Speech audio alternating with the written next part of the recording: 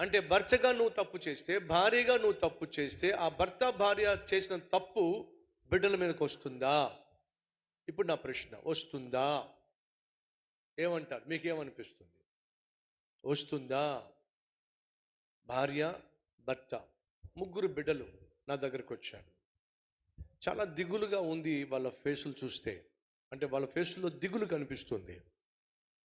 అయ్యా ప్రార్థన చేయ్యా అంది. అమ్మ దేనికోసం ప్రార్థన చేయమంటావు?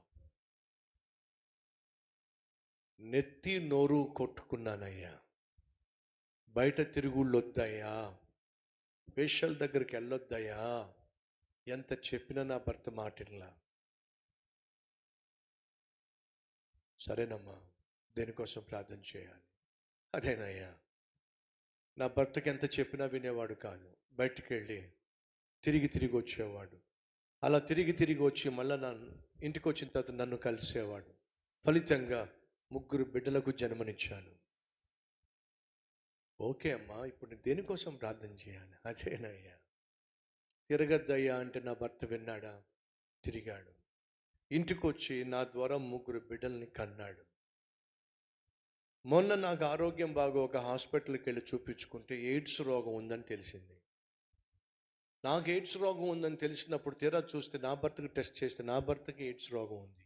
అయ్యో, ఇద్దరికి ఎయిడ్స్ రోగం ఉందని చెప్పి గబగబా పిల్లలకు ముగ్గురికి పరీక్ష చేయిస్తే ముగ్గురికి ఎయిడ్స్ రోగం ఉంది.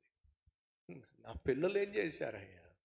ఈ పాపిష్టోడు చేసిన పాపం వల్ల నాకు ఎయిడ్స్ రోగం వచ్చింది.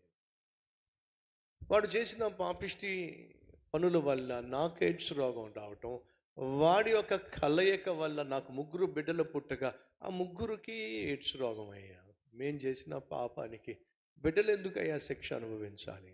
తండ్రులు తల్లులు అర్థమవుతుందా? నువ్వు చేసిన పాపానికి బిడ్డలు కూడా శిక్షించబడక తప్పిపోదు. ఈ వాస్తవాన్ని గ్రహిస్తే బాగుంటుంది. దావీదు చేసిన పాపం బిడ్డకు చుట్టుకుంది.